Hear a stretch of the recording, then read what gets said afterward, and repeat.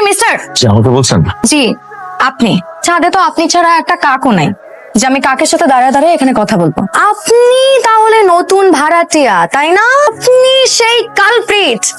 মানে এতদিন এই পুরো ছাদটা আমার দখলে ছিল। বাবাকে বলেছিলাম এই ছাদটা যেন কাউকে ভাড়া না দেয়, এই রুমটাতে আমি থাকবো। আমার মতন করে আমি সুন্দর করে একটা পুরো ছাদ জুড়ে একটা জগৎ বানাবো।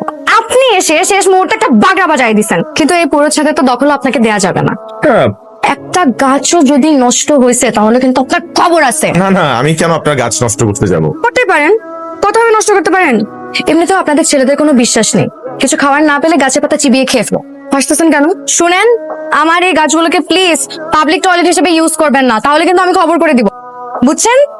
না না মানে আপনার এই রুলস এন্ড রেগুলেশনস গুলো দয়া করে একটু লিখিত আকারে দিয়ে। আপনি আমার সাথে ফাইজলামি। শুনেন, আমি দেখতে ছোট হলেও আমি কিন্তু বয়সে অনেক, আমি ইন্টার সেকেন্ড ইয়ারে। তোমার টিউশনি এখন কয়টা চল?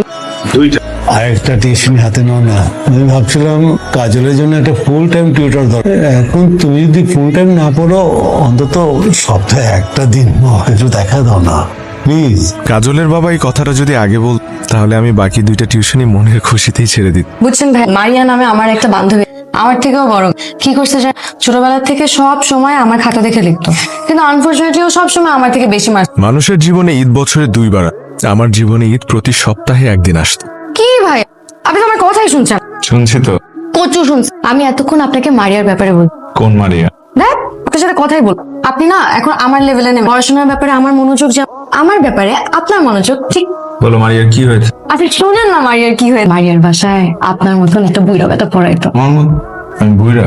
মানে আপনার মতন না, আপনার থেকে একটু বয়স বেশি আর কি। ওই বুইড়া বেটা তো রীতিমতন মারিয়াকে শুধু পড়ায় নাই, পড়াই ফেলছে। এটা ছোট মানুষ, বুঝছেন না, ওর থেকে বড় গাধি।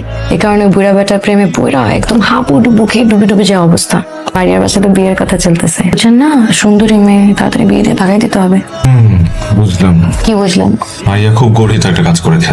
গরিব তো, সেটা আবার কি? আচ্ছা বাদ দেন না, আমার তো খুব শখ, বুঝছেন, আমি পালায় যাবো। আমিও। ধুর ভাই, আপনি খালি দুষ্টামি করেন। শাওন ভাই, শাওন ভাই, শাওন ভাই, একটু কই যাবেন? আমার ভার্সিটিতে। আমাকে নামাই দেন। তোমার কলেজ না উল্টা দিকে? 100 থেকে 90 পর্যন্ত গোনেন। 199, 98। উল্টো দিকে গুনতে তো ঠিকই পারেন, তাহলে উল্টো দিকে যেতে অসুবিধা কোথায়? আমার পকেটে যদি 40-50 টাকা আসে তাহলে আপনাকে কোনো অসুবিধা আছে? আমার কি আছে? ওইটাই। আহা, দাঁড়ায় আছেন কেন? উঠে